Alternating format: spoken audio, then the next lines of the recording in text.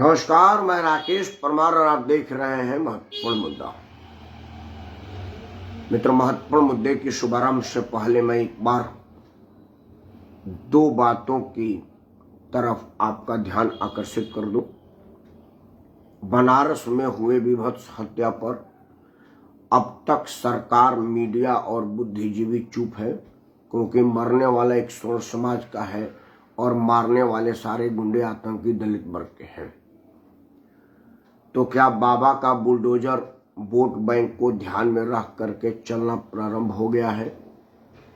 और क्या कोई स्वर्ण समाज का किसी बुजुर्ग और उसके परिवार को पीट पीट करके मार दिया जाएगा तो यह मॉब लिंचिंग के श्रेणी में, लॉ एंड ऑर्डर के श्रेणी में, सरकार की विफलता के श्रेणी में नहीं आएगा? और क्या अब हमारे देश में कोहराम, वोट बैंक, जातीय उन्माद और झगड़ा फसाद का भी जात, धर्म, वर्ग और फायदा देख करके किया जाएगा? यह बात अत्यंत ज्वलनशील है। आप इस पर जरूर विचार करिएगा, क्योंकि ये विचारणीय प्रश्न जरूर है। मित्रों, मुद्दा आज बहुत सारा था। कौन विषय लूं, किस विषय पर बात करूं, लेकिन हमारे समाचार चैनलों की बेरुखी, असली मुद्दे से ध्यान भटकाना और बेमतलब के मुद्दों पर अपना दिमाग खपाना अब यह इतना ज्यादा अति हो गया है कि हम जैसे लोग समाचार चैनल के जगह शाम को सिनेमा देखना पसंद कर रहे हैं, मनोरंजन के किसी और साधन पर ध्यान कंसंट्रेट कर रहे हैं, क्योंकि समाचारों पे कुछ नहीं है। अमेरिका के राष्ट्रपति का एक बयान से भारत के मीडिया वाले इतना खुश है जैसे इनके घर 80-90 साल के शादी के बाद बेटा हुआ हो, उतनी खुशी मना रहे हैं। जिस चैनल पर देखो उस पर यह बयान आ रहा है कि अमेरिका ने पाकिस्तान को हिदायत दी है कि आपके हथियार असुरक्षित है और वो आतंकियों के हाथ लग सकते हैं। अब इसी पर सभी चैनलों पर पैनल बैठ रहे हैं। 2-3 चैनलों से मुझे भी बुलावा आया था, लेकिन मैं जयपुर से लौट रहा था, रास्ते में था। मैंने बोला भाई 300 किलोमीटर गाड़ी चलाने के बाद मैं बेमतलब के मुद्दों पर बकवास करने की स्थिति में नहीं रहूंगा, क्योंकि मुद्दा अगर ज्वलनशील, महत्वपूर्ण और जनता के हित में हो तो मेरे पास किसी तरह की कोई थकान नहीं है। लेकिन बेमतलब की बकवास है तो मेरा शरीर मेरे लिए महत्वपूर्ण है, मैं मना करूंगा। खैर, मैंने सोचा कि मैं किस विषय पर बात करूं। मित्रों, फेसबुक, सोशल मीडिया जैसे कई संस्थाओं पर, कई जगह पर एक चीज आजकल बहुत सुनने, देखने, पढ़ने को मिल रहा है। मेरे एक आदरणीय बड़े भाई हैं, बड़े प्रतिष्ठित परिवार के हैं। आपने भी व्यंग्यात्मक लहजे में लिखा है कि महंगाई कहाँ है यार? कहीं नहीं है। मुद्रा की रेट गिर रही है और भारत की प्रतिष्ठा बढ़ रही है, कहाँ रेट है, वगैरह वगैरह। मैं उन पर कुछ टीका और टिप्पणी नहीं करना चाहता, चूंकि मैं उनका बड़ा इज्जत करता हूं और वो बड़े प्रतिष्ठित आदमी है, उनका खानदान भी आला दर्जे का है। लेकिन मित्रों, मैं सोच तो सकता हूं, आपसे अपील तो कर सकता हूं, आपका ध्यान आकर्षित तो कर सकता हूं, प्रश्न तो खड़ा करना लोकतंत्र में हर व्यक्ति का अधिकार है। तो आपसे प्रश्न तो मैं कर सकता हूं ना कि क्या भारत में पहली बार इस तरह की कोई स्थिति आई है कि महंगाई अपने चरमों पर है? क्या भारत में पहली बार कोई व्यवस्था ऐसी लागू हुई है कि एक ही उद्योगपति या 2 उद्योगपति या कुछ चुने हुए उद्योगपति देश में बढ़े हैं, दिन दुना रात 10 गुना, और बाकी लोगों की स्थिति बिल्कुल दिन दुगनी रात चौगुनी खराब होती जा रही है? यह बात जब आप विचार करेंगे तो आप पाएंगे कि आज के तारीख में जितने धन कुबेर हैं, धन पशु हैं, बड़े बिजनेसमैन हैं, वो सब आजादी के जमाने में बड़ी मामूली से मामूली नौकरी पर थे। आजादी के समय में कुछ एक परिवारों के नाम सुनी जाती थी, जिन्हें हम टाटा, बिरला, डालमिया और बजाज कहते हैं। लेकिन आजादी के शुरू होते हुए डालमिया परिवार अपने सत्य सनातन के प्रति झुकाव के वजह से बर्बाद कर दिया गया तत्कालिक सरकारों के द्वारा, क्योंकि तत्कालिक सरकार आजादी के पहले से ही मुस्लिम परस्त सरकार थी और उसे एक हिंदूवादी उद्योगपति का उद्योग धंधे को फलने फूलने ना देने की कसम खाई थी। आज डालमिया बर्बाद है। बजाज जी ने अपने संपर्कों के माध्यम से कुछ बिजनेस व्यवसाय किया। बिरला परिवार मोहनदास करमचंद गांधी के आतिथ्य को हमेशा स्वीकार करता था और उनके सेवा सत्कार में लगा रहता था। वो भी कुछ देर तक सरवाइव किया। बिरला परिवार के ही दिल्ली वाले आवास में मोहनदास करमचंद गांधी की हत्या हुई थी। वो जिसे अब गांधी निवास के रूप में कहा जाता है, वो असल में बिरला भवन ही था, बिरला जी का निजी आवास था। उसी निवास के बगल में डालमिया जी का आवास है। मतलब वो जो लाइन था वो 30 जनवरी मार्ग आज का है। उस वक्त क्या नाम रहा होगा मुझे मालूम नहीं है। आज उस सड़क का नाम 30 जनवरी मार्ग है। उस 30 जनवरी मार्ग पर डालमिया जी का घर है, बिरला जी का घर है। मतलब मोहनदास करमचंद गांधी बिरला के आतिथ्य होते थे, उन्हीं के घर रहा करते थे। आदरणीय प्रेमचंद द्विवेदी जी को सादर प्रणाम। मतलब बिरला जी किसी गरीब आदमी के घर ठहरते नहीं थे, ना ही उनके घर भोजन करते थे। बिरला जी उस वक्त के सबसे रईस उद्योगपति थे। उस वक्त बिजनेस में उनका सबसे बड़ा नाम था। बिजनेस में आज भी उनका बड़ा नाम है, लेकिन राजनीतिक संरक्षक और उद्योगपतियों को राजनीति की कृपा तो देश की आज़ादी के पहले से ही है। जमनालाल बजाज के विषय में क्या कहें, वो सब जानते हैं। किस तरह से उन्होंने आज़ादी के दीवानों का मदद किया था और आज़ादी के बाद आज़ादी के दीवानों ने उनका मदद किया। गिव एंड टेक की बात जो चलती आ रही है। लेकिन मेरा महत्वपूर्ण मुद्दा है कि आज जो कुछ उद्योगपति आज चरमोत्कर्ष पर है, अपने चरम सीमा पर है, वो सब के सब आज़ादी के समय में बहुत मामूली थे। कोई पेट्रोल पंप पर पेट्रोल भर रहा था तो कोई स्वयं ही कहीं दिन दुर्दिन रात चौगुनी दुर्दिन में गुजार रहा था। और उद्योगों पर उनका कहीं कोई दूर दूर तक सोच नहीं था। उद्योग धंधा लगाने की हैसियत, शक्ति और समर्थ नहीं थी। लेकिन सरकार का समर्थन मिला, सरकारी लोगों का समर्थन मिला। आज अपने बिजनेस के उरूज पर है, दुनिया में नाम है। यह क्यों हुआ, यह सोचा जाए। और क्या मेरा प्रश्न था कि जो आज चिल्ला रहे हैं कि भी राहुल जी भी कह रहे हैं कि जी एक ही आदमी बढ़ रहा है। जब राहुल जी के पिताजी के नाना नानी जी जब इस देश में राज करते थे तब भी तो एक ही उद्योगपति बढ़े थे, बाकी तो बढ़ने तब भी नहीं दिया गया था, आज भी नहीं दिया गया है। तो आपकी छटपटाहट क्यों, आपकी परेशानी क्यों? जो आदमी उद्योग में होगा और जिस आदमी की राजनीतिक संरक्षण, राजनीतिक संपर्क और राजनीतिक साठगांठ होगी वो बढ़ेगा। यह आज़ादी के ज़माने से ही होता आ रहा है, कोई पहली बार हो नहीं रहा है। मैं प्रश्न कर रहा हूं कि ऐसा क्यों? ये मोदी जी का आशीर्वाद है। और बजाज और डालमिया पर किसका आशीर्वाद था? मतलब मोदी जी ने जिन उद्योगपतियों पर आशीर्वाद दिया है वो 2014 के पहले इंडिया गेट पर मूंगफली बेचा करते थे कि नेहरू प्लेस में पान लगाने का दुकान था अमित। मतलब मैं नाम रखता हूँ, अडानी और अंबानी का नेहरू प्लेस के साइकिल स्टैंड पर साइकिल जमा करने का काम था, या वहां पर स्टैंड के सामने अंडा का दुकान रखे थे 2014 से पहले? हमको बता दो, बाकी मैं वजहों पर चर्चा करता हूं। मित्रों, असल में क्या है कि जब हमारा देश आजाद हुआ और हम अपना सरकार बनाए और देश के विकास के लिए पॉलिसी बनाने का काम जब तत्कालिक सरकार ने किया, उस वक्त के सरकार को मैं दोषी नहीं दूंगा, क्योंकि पंडित जवाहरलाल नेहरू के बाद जब सरकार आई, देश को संभालने का मौका मिला। उस वक्त मेरा देश बिल्कुल नवजात बच्चे की तरह था। एक बच्चे की लालन पालन कैसे होता है वो वही जानता होगा जिसके हाथ में बच्चा खेला होगा। जब आप बच्चों को हाथ में पकड़ते हैं तो उसमें हड्डी नहीं लिपटी रहती, हर जगह मांस का लोथड़ा है। माताएं कहती को वो गर्दन पकड़ने टूट जाएगा, सर मत झुकाने तो हिल जाएगा, बांह टूट जाएगी, ऐसा मत करने तो ये हो जाएगा। उसको माताएं तेल लगा लगा करके मजबूत करके उस शरीर को मजबूत और शक्तिशाली करती है, जिसमें 96 मीटर भाला फेंकने की शक्ति आती है, 106 मीटर छक्का मारने की शक्ति आती है, 100 मीटर में बेल्ट को हराने की क्षमता आती है, वगैरह वगैरह। पंडित जवाहरलाल नेहरू के पास जो हमने देश दिया था वो उसी तरह का देश था जो था। तो क्या करते, दो तरह की व्यवस्था थी, या तो सरकार उद्योग करती। पंडित जवाहरलाल नेहरू का लालन पालन रहन सहन जो था, उन्होंने कहा था कि सरकार को बिजनेस नहीं करना चाहिए, बिजनेस करना बिजनेसमैनों का काम है। वो एक उनकी पॉलिसी थी। लेकिन तब भी उन्होंने देश को नवरत्न दिया, और नवरत्नों में जिस तरह की काम किया और हमारे देश को निराश किया, उसका कोई दूसरा मुकाबला और कोई दूसरा उदाहरण नहीं है। मैं बात करता हूं, दिल्ली में रह रहा हूं मैं, दिल्ली की। दिल्ली में बिजली सरकारी थी, डेसू कहा जाता है, Delhi electrical supply unit, DESU, DESU, Delhi state electrical supply unit.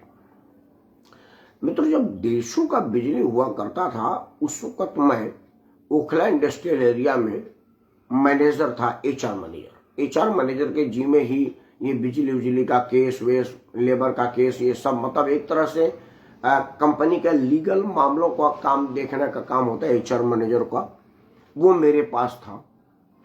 मेरे यहाँ ट्रांसफार्मर से लोड बढ़ाने का नोटिस आया कि आपके यहाँ मशीनें ज़्यादा लगी, आप लोड बढ़ा लीजिए। हमने बोला ठीक है।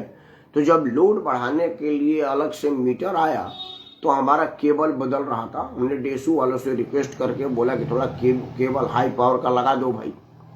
वो मान नहीं रहे थे, क्योंकि वो डेसू वाले पतला केबल देते थे ताकि रोज रोज स्पार्क हो और रोज आवे और रोज उनका काम हो, बेईमानी घूसखोरी करने का मौका बने। खैर, केबल बदलने का काम हो रहा था और केबल जब वो बदल रहा था तो मीटर लगा करके चला गया।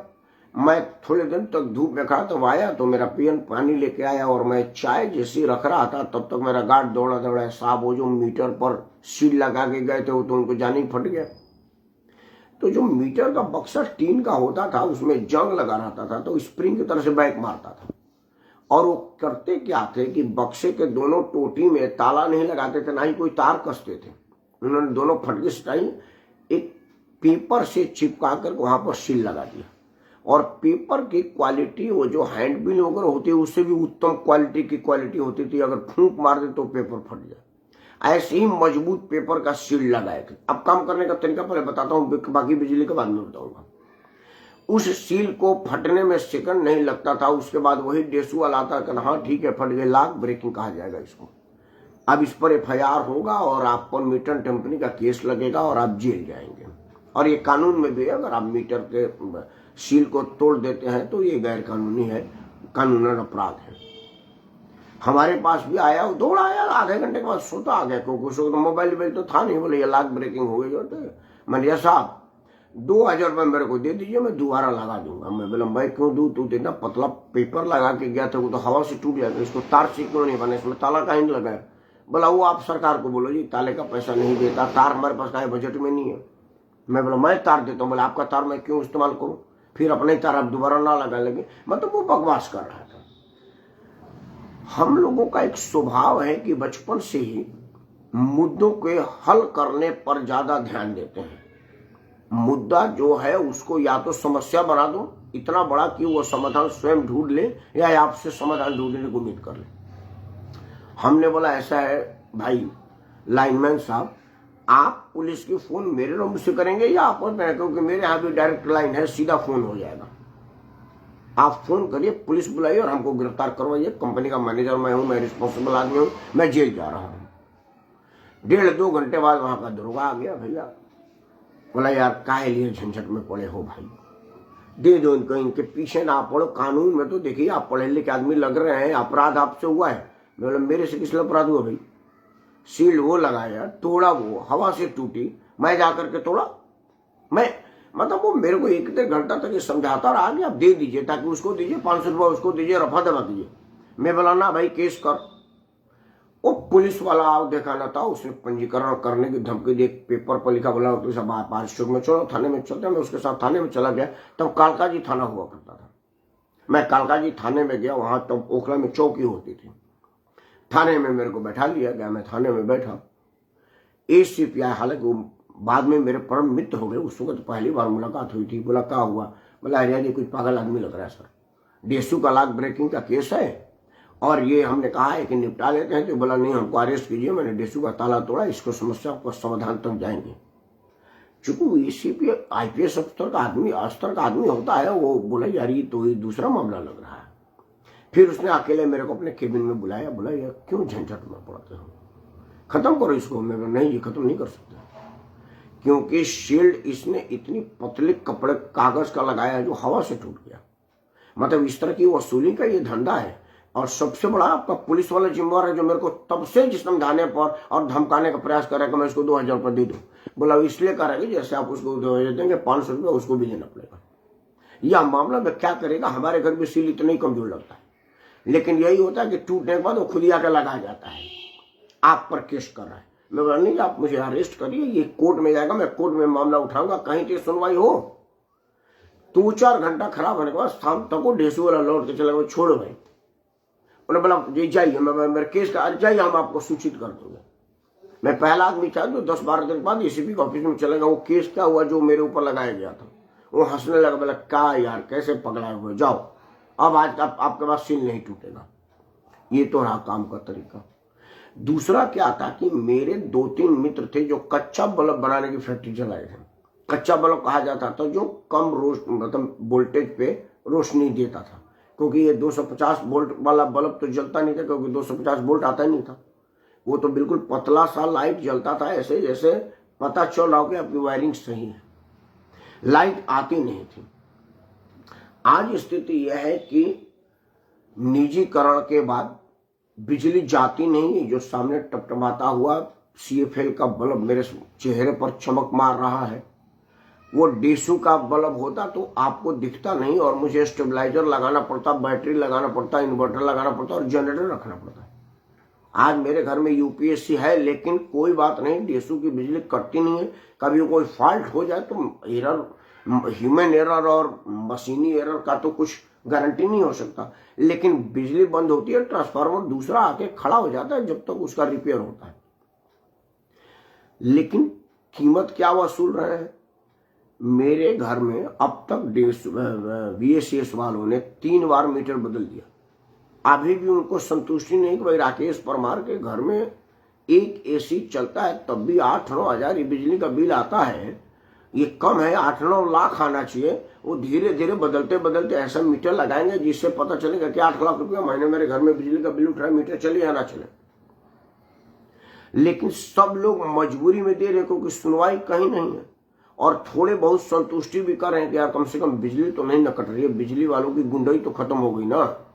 अब तो ये नहीं हो ना कि आपके घर के सामने का सीट तोड़ के कहते हैं कि अब आपको अरेस्ट करेंगे क्योंकि आपने लॉक ब्रेक किया है। दूसरा केस आपको उदाहरण देते हैं। MTNL में कहा जाता था कि आपने एक टेलीफोन अगर पोते के लिए लेना है तो आप अभी से बुक करा दीजिए, क्योंकि पोता जब बुजुर्ग हो जाएगा, पोता बनने की उम्र, तब तक टेलीफोन लग जाएगी। MTNL अपने इसी हठधर्मिता के और बेईमानी की वजह से डूब गया। कोई उसको खरीदने वाला नहीं है, नीलामी के लिए अपने आप को खड़ा किया है, कोई उसको लेने को तैयार नहीं, क्योंकि कह रहा है कि भैया लोग तो वही है ना, मानसिकता तो वही है ना। और आज उसके सामने रिलायंस का, एयरटेल का, वोडा का और अलग अलग जगहों पर अलग अलग सर्विस प्रोवाइडर हैं। आप फोन करके उनको गरियाओगे तभी आपको सर सर कहते रहेंगे और आपका समस्या का समाधान करके ही मानेंगे। और इतनी तमीज से बात करते तो आदमी कहता है कि चलो यार यही ठीक है।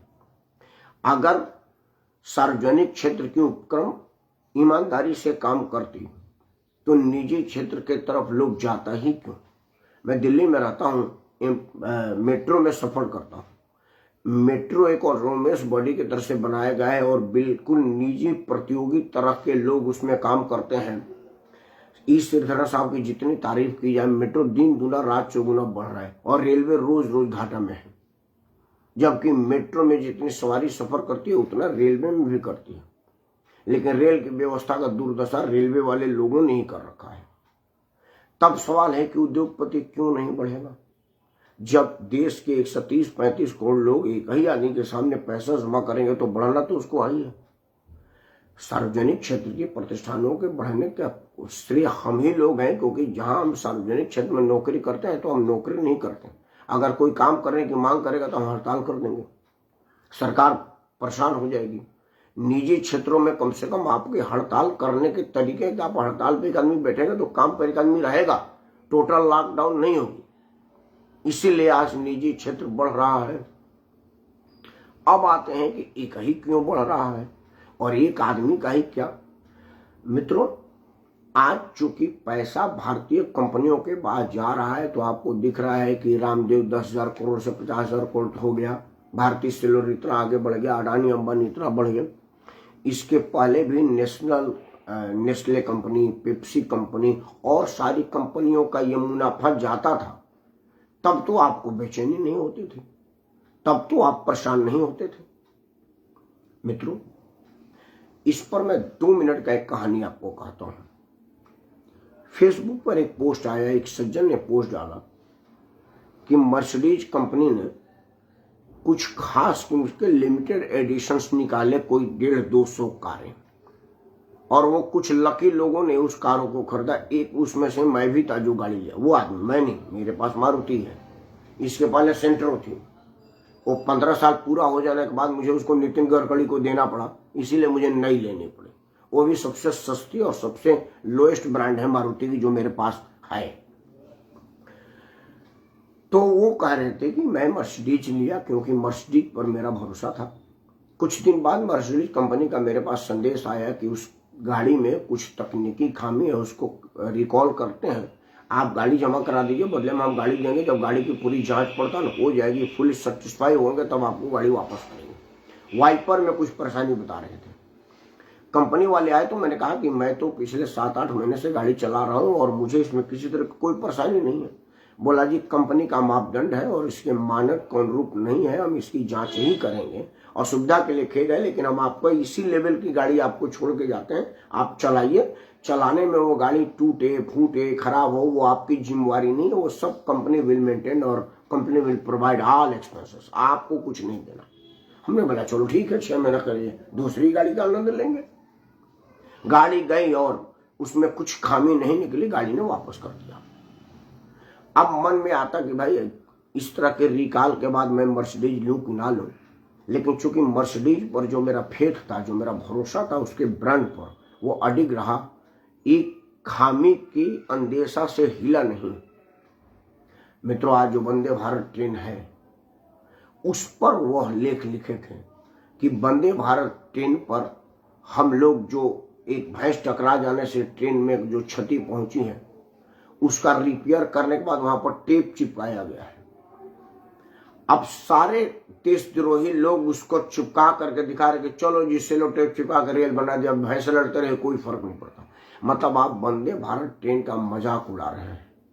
एक आदमी भारतीय वैज्ञानिकों, इंजीनियरों में तकनीशियनों, मजदूरों को तारीफ नहीं, एक शब्द नहीं कहा कि वंदे भारत ट्रेन की ज्यादातर काम भारतीय मजदूर, भारतीय इंजीनियर और भारतीय वैज्ञानिकों के दिमाग का इजाद है और इसमें भारतीय श्रम लगा है और दुनिया भर में भारतीय श्रम को सलाम हो रहा है। मैं मुकेश तिवारी जी को प्रणाम करता हूं। लेकिन मित्रों, हमारे देश में मोदी विरोध के नाम पर हम इतने अंधे हो गए हैं कि अपने इंजीनियरों को हतोत्साहित कर रहे हैं। वंदे भारत ट्रेन में भैंस के टकरा जाने से बॉडी में हुए क्षति को देश के मजाक के रूप में दिखा रहे हैं। आप समझ ले कि आप क्या इंसान कहलाने के लायक है, भारतवासी कहलाने के लायक है कि मोदी विरोध में इतना अंधा हो गए हैं कि आपको अपने लोगों की खिल्ली उड़ाने में भी तनिक सी झिझक नहीं हुई। और जब उन वैज्ञानिकों ने, इंजीनियरों ने, तकनीशियनों ने उसको बना दिया और उस पर जब सेलो टेप चिपकाया गया तो आप उसके सेलो टेप चिपकाने का मजाक उड़ा रहे हैं। हमको हमारे तकनीशियनों पर अभिमान है, वंदे भारत ट्रेन में सफर करने पर शान है कि मैं उस ट्रेन में सफर कर रहा हूं जिसकी सारी तकनीकी दक्षता हमारे खुद के इंजीनियरों के, हमारे खुद के भाइयों की है। अगर उसमें थोड़ी बहुत दुर्घटना भी होगी, थोड़ा नुकसान भी मेरे को होगा, थोड़ा आराम में खलल भी पड़ेगी, तो मैं प्राउड करूंगा कि ये सारे खलल मेरे अपने भाइयों के द्वारा मुझे दिया गया है। राजधानी में भी एसी बंद हो जाता है, लेकिन हम उसमें मीन मेक नहीं निकालते क्योंकि वो विदेश का बनाया हुआ इंजन होता है। मेट्रो में भी कई बार खामियां निकल आती है, लेकिन हम उसमें मेन मेक नहीं, क्योंकि वो दुनिया के बाहर का देश बना कर दिया है। मतलब हमको दूसरे के बाप अच्छे लगते हैं और अपने आदरणीय पिता नकारे लगते हैं। यह छोटी संस्कार आप में कब से आई है और जब से आई है तब से इसमें आप में नुकसान ही लाई है। मोदी विरोध कीजिए, बड़ा खुशी की बात है। मैं भी मोदी का विरोधी हूं अगर किसी मुद्दे पर लगता है कि विरोध करना चाहिए, लेकिन मोदी विरोध में मैं भारतीयता का विरोध और भारत का विरोध तो कर नहीं सकता। जिस दिन से हमारा देश आजाद हुआ है उस दिन से लेकर के आज 2022 जो मैं आपके सामने बोल रहा हूं, कोई ना कोई निजी उद्योगपति के खाते में तो पैसा जा रहा था। आज रामदेव का वज्रदंती घर घर बिक रहा है। इसके पहले तो मैं कोलगेट से ही ब्रश किया करता था, तो कोलगेट बाहर की कंपनी थी, उसका मुनाफा बाहर जा रहा था, तो दिखता नहीं था कि वो नंबर 1 कंपनी बन गई। नेस्ले की कॉफी हम पीते थे, ब्रुक बॉन्ड की कॉफी हम पीते थे, पार्ले का बिस्कुट खाते थे वगैरह, मतलब बाहर के ही कंपनियों को, कि हमारे देश में तो कोई इतनी मशहूर ब्रांड कभी बनी नहीं। और ब्रांड के लालची तो हम सब के सब लोग हैं, हम माया त्याग नहीं सकते ब्रांड के आगे। तो जब आपका अपना कोई भाई कमा रहा है जो पैसा भारत में ही रहेगा, आपको बुरा लग रहा है और मोदी विरोध के नाम पर आप उसका मजाक उड़ा रहे हैं। मित्रों, आज का लबोलबाब ये है, 2-3 बातें वीडियो बंद करने के पहले कह देता हूं। सबसे पहले कि आप अपने दिमाग से यह भ्रम निकाल दें कि देश में पहली बार कुछ उद्योगपतियों को काम मिल रहा है और वही दिन दूना रात 10 गुना बढ़ रहा है। ये सबसे बड़ा असत्य है। सत्य ये है कि जिस दिन देश आजाद हुआ, बल्कि मैं कहूँगा कि उसके पहले से ही कुछ औद्योगिक घरानों को प्रश्रय मिला है और वही कमाई के हैं और वही बढ़े हैं। लेकिन फर्क इतना है कि पहले विदेशी कंपनियां पैसा लूट के अपने देश में चली जाती थी और हमारे देश लोगों के सामने कुछ सिक्का उछाल देती थी। कुत्ते के मुंह में हड्डी के तरह से हम उसको चबा के खुश होते थे और बकवास नहीं करते थे। और आज भारतीय उद्योगपतियों का उद्योग धंधा फल फूल रहा है, क्योंकि वो लोग मार्केट में सक्रिय हो गए हैं और अपने लोगों का विश्वास जीते हैं। तो आपको मोदी विरोध में अपने लोगों का मजाक उड़ाना पड़ रहा है। और दूसरा कि निजी उद्योग क्यों फल फूल रहे हैं, वो इसलिए कि सार्वजनिक उद्योग में जब हम नौकरी करते हैं तो उसको सरकारी के उद्देश्य से, सरकारी के ध्येय से और सरकारी के तरह से करते हैं। मतलब हम काम करना नहीं चाहते, हम सिर्फ आते हैं आराम करने के लिए। अगर कोई काम करने के लिए कह दे तो हम हड़ताल पर चले जाते हैं। तो एक आदमी जो कि मैं सब्सक्राइबर हूं, तो मैं बेहतर सेवा लूंगा, चाहे वो आदरणीय प्रेमनगर द्विवेदी जी दें या भारत सरकार दे। अगर भारत सरकार से बेहतर प्रेमनगर द्विवेदी जी का सर्विस है तो मैं द्विवेदी जी को लूंगा, क्योंकि ना तो भारत सरकार मेरे चाचा का बेटा है, ना द्विवेदी जी मेरे चाचा है। मुझे तो काम पसंद है, चाम नहीं। अगर काम द्विवेदी जी का बढ़िया है तो मैं द्विवेदी जी का आदर करूंगा, उन्हीं के समाज का इस्तेमाल करूंगा और उन्हीं के समाज के अपने घर वालों को भी इस्तेमाल करने पर प्रेरित करूंगा। तो स्वाभाविक बात है कि द्विवेदी जी बढ़ेंगे, भारत सरकार घटेगी। तो इसके पहले कि आप निजी उद्योगों को बढ़ाने की इल्जाम मोदी सरकार पर लें, आप अपने पर भी लें कि सरकारी प्रतिष्ठानों में हड़ताल हो जाता है और आप कुछ नहीं बोलते हैं। निजी प्रतिष्ठानों को उद्योग में बढ़ाने का सबसे बड़ा कारण यही है। और तीसरा और अंतिम बात यह कहूंगा कि भारतीय इंजीनियरों के काम को बढ़ाइए, तारीफ करिए, इंडोर्स करिए, उनका हौसला अफजाई करिए, ना कि उनमें मीन मेख निकालिए। दुनिया में ऐसी कोई इंजन नहीं बनी है जो 120-130 की स्पीड में कोई 1.5-2 क्विंटल के भारी भरकम जानवर से टकरा दे और उसका कोई क्षति ना हो, कोई डेंट ना पड़े। ऐसा इंजन बन ही नहीं सकता। अगर बना होगा तो बता दीजिए। तो अगर विदेशी निर्मित कंपनियों के इंजन में क्षति होगी तो वो कोई बात नहीं, और भारत निर्मित कंपनियों के इंजन में क्षति होगी तो उससे प्रधानमंत्री के विरोध के नाम पर उसका मजाक उड़ाना है, तो यह भारतीयता का मजाक उड़ाना है। और अगर आप भारतीय होकर के भारतीयता का मजाक उड़ाते हैं तो आप अपने विषय में समझ लीजिएगा कि आपको क्या कहा जाएगा। बाकी मैं तो सिर्फ यही कहूँगा कि भारत माता की जय, भारतीय विज्ञान की जय, भारतीय ज्ञान की जय और आप सबकी भी जय, क्योंकि आप भारत में भरोसा करते हैं। सत्य ये है कि उद्योग धंधा फले फूलेगा तब तक जब तक सार्वजनिक धंधा ईमानदारी से नहीं होगा। सोचिएगा जरूर, और अगर समझ में आ जाए तो कृपया इस वीडियो को लाइक करें, शेयर करें और इस चैनल को सब्सक्राइब करें, क्योंकि शेयर करने से समस्या समाधान की तरफ बढ़ती है और जितने ज़्यादा लोगों तक जाएगी उतनी तीव्र समाधान लाएगी। जय हिंद, वंदे मातरम।